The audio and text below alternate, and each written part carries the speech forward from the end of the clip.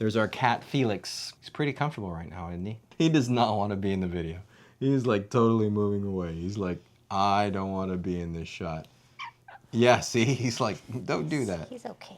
He's okay. No, he's totally biting you. You're okay. He's totally, he wants to get away. He's stressed. Yeah, he's stressed like me, because as a business owner, you gotta manage a number of things. This has got to be. He's literally saying, "Please tell this woman to leave me." And there he goes. Just let him go. He just wants to go. No, he doesn't. He's like biting you, trying to claw his way out of this. Okay, go for it. So, business has been good, but you've probably noticed that I haven't been able to post on this channel. And this is because a lot of my attention has been focused on growing our SOS Garage Door business. In addition to that, we've also tried to focus on some of the content on that channel to be a lot more valuable. And running two specific channels or running two YouTube channels, it's just not, it's not the easiest thing to do. Although we have to do this because our strategy is that from going from SOS Garage Door Service, my goal is to transition into coaching, to be able to be a mentor for future home service professionals, not just in the garage door space, but even in any type of, I would say, home service business space that, in essence, they want to get started. They just don't know what to do, where to start. Of course, I have my partner in crime here, my beautiful wife, Sarah. Thanks for joining me. And, we're trying to kind of put into perspective some of the things that you need to do if you're managing stress within your business, because it's been kind of stressful. We've been doing a lot recently. Like, what did we do? Just in the month of October, we had a number of things, right? We were working like several projects. We had a few doors that we posted. Help me out here, because you don't have a silent roll here. I don't remember. It was too much. When we went to Vegas for the WASA show. Oh, that's right. We did WASA. And I think in a lot of ways it was having our schedule just so jam-packed throughout that month that we almost kind of derailed. And what I mean by that, the stress was just tremendous. It was just a lot on our plate. And so what's one of the things that we did in order to manage that stress? Well, I would say probably we started eating better this month, right? Mm-hmm. We started eating better. We started drinking less. I'm not saying we stopped drinking, but we definitely drank less. And that helps, obviously, with like sleep and stuff like that. You started to exercise a little bit more. Yeah, I think we just tried to invest more into our self-care. You have to do that if you're starting your home service business or even maintaining your home service business, because self-care is, I think that's the reason why we do it. Now, I'll share a little story with you. I was talking to a young professional that wants to get into this business, right? They want to get into the garage door business. And he was so infatuated with, I won't say any names, but with a specific garage door contractor that has a huge business. And he's building a brand new property that's going to have like all these different garages. It's going to have like a bowling alley. It's going to do all this stuff. Now they're going to know who it is. Well, I mean, but yeah, still, I mean, you can pretty much guess.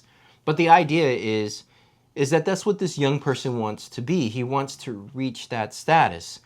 And I think in my mind, I'm like, why? Why do you want to have or accomplish the sacrifice that you have to put into to get to that point is a lot.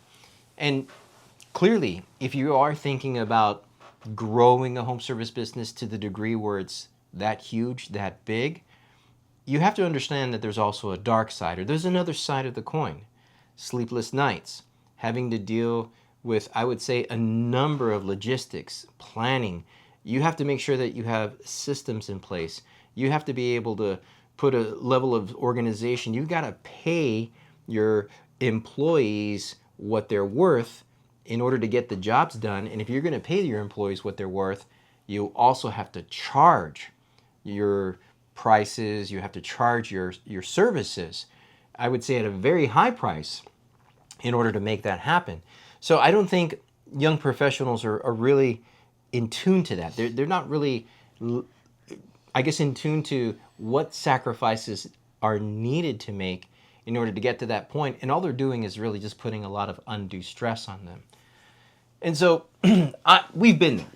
Like, we've been there and wanting to build a business and, get big. And what do we say? Right off the bat, what do we say? Nope. We're not trying to preach that growing a big home service business is a way to happiness. We're not going to preach that, or we're not going to say that having your home service business is not going to be without stress. And there's so much stress involved when starting a home service business that you want to be able to manage that stress. One of the things that we've done is, we invested into this thing right here. You probably see that red glowing light. That is a Vital Plus sauna.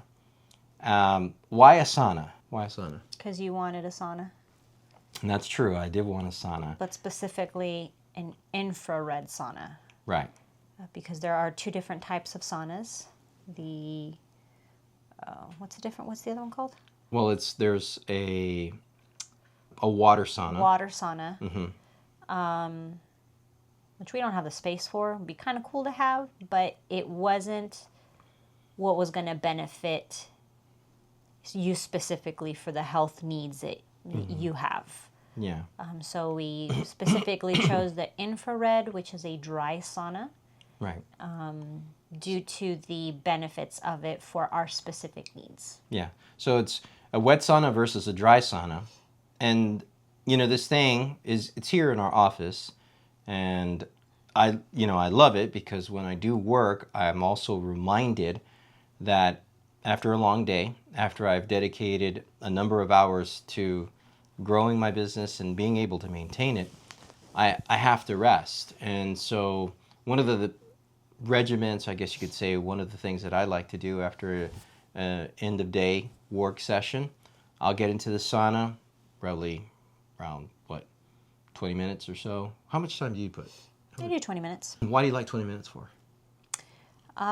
It's about what I can tolerate heat-wise, and at about 20 minutes is when I specifically feel that I have sweated enough. And I think 20 minutes is just my tolerance level. Yeah. Yeah, that makes sense. I think I had read somewhere that around 20 minutes is usually where you get the most benefit from. And so if you are considering a sauna, there's a number of things. This video isn't necessarily about saunas per se, but we did purchase this sauna because in our business, and in fact, the business paid for this because it's in our office space, it was one of the things that we decided to invest in so that way we could focus on our health and manage our stress. The benefits of having a daily sauna session, you're able to relax your muscles. You help blood flow and circulation. And unlike a wet sauna raises the temperature outside, so you start to sweat. So think of just like humidity. But an infrared sauna heats from within, and so it like heats your inner core, your inner body, and that allows you to sweat from the inside, which has some very specific benefits. This isn't like a doctor. We're not health gurus or anything like that. All we're simply sharing with you is one of the key things that helped us to be able to manage our stress within our business. And because of sweating out all of those worries, all of those, I guess you could say, concerns, problems, it just enabled us to feel a lot better. And I feel really good, working a sauna every day. How do you feel when you use it? When I do I don't use it every night. I try not to. I try usually do like every other night. But it does help you sleep better. You do feel much more rested. So I think it is a good investment for anybody who is just feeling high stress in general. But especially if you are endeavoring to have your own business, it is stressful. And there's a lot of worries and concerns. And so it's kind of nice just to sit in a space, and we'll put our little spa music in the background and just kind of have our 20 minutes of just quiet time, right? Decompress. And so it is beneficial. you know, when we were looking into saunas, I originally wanted the wood saunas. They're single person and double person saunas, and they're much nicer, but at a higher price point as well. And so you had found this particular sauna, what was it, the Vital Plus? Yeah, this is the Vital Plus Sauna Pod.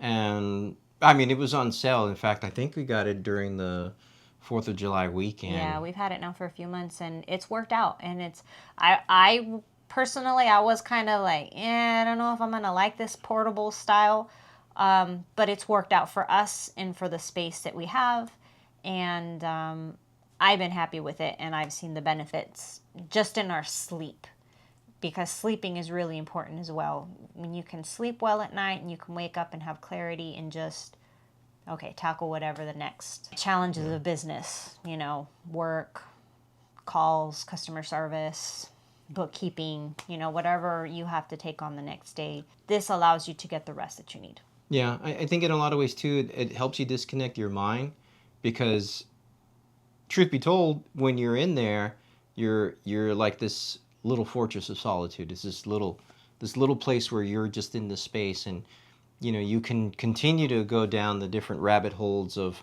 playing through your day and stuff like that.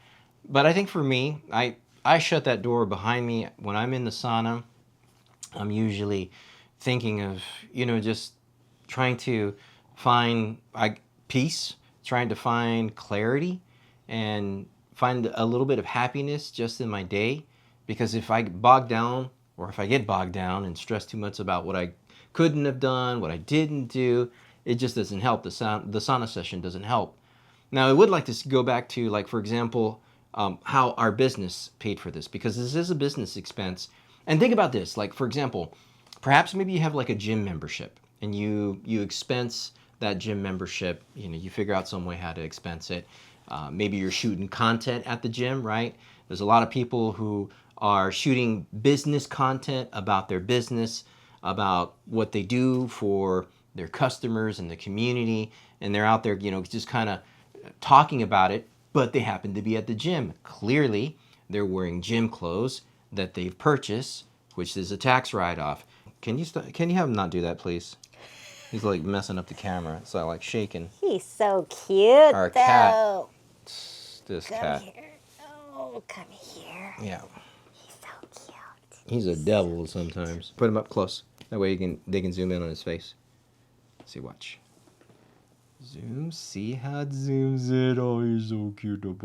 So going back to the idea of, again, if you're expensing all of those things, well, why not expense something like this?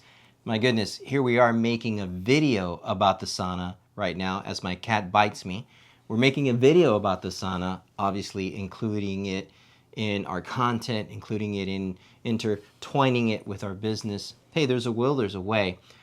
But what I want to really stress here is that if you have like a gym membership that you're paying for, and maybe they have a sauna there, maybe they have some sort of like services that would allow you to de-stress, I think in a lot of ways, I mean, what's your time worth? Because, like, for example, we can work out here at home. Obviously, we have, you know, the sauna here. We take showers here. I don't know if that time, my goodness, what's going on? What's going on, buddy? He needs some sauna time. Yeah, he does need some sauna time. There you go. Just bang up the camera. Appreciate that. I go back to that whole idea. Like, what is your time worth? If you are considering putting, you know, time into getting to the gym, trying to do all that session, great. That's good.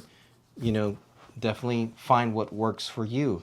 But maybe this is another option. Maybe this is something that you can consider if you are trying to manage stress in your business. And I think it's important for self-care.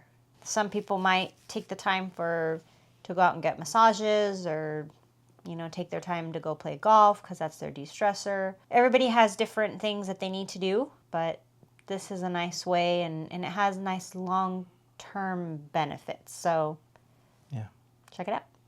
Yeah. It might be for you. Yeah.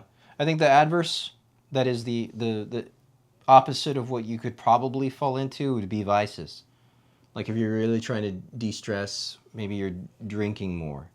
Or maybe you fall into, you know, poor habits that could continue to create more abuse of certain substances.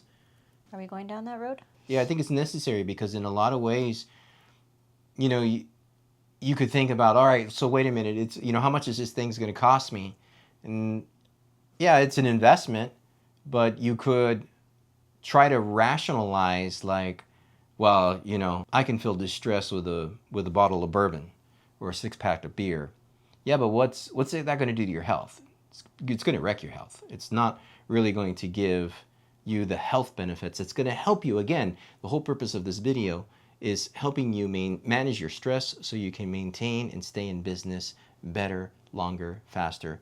So I only think of that adverse effect of going to a bad advice, choosing bad things to de-stress. Yeah, you know, hopefully you guys can think about that in perspective of your life and what you do. And so like Sarah said, definitely check it out. I mean, it's a part of this video, and we just wanted to make a video because quite frankly, we didn't have any opportunity to make one. So here's this one. Thanks for watching. You know, we appreciate your time. We appreciate you listening. Peace out. Y'all stay safe.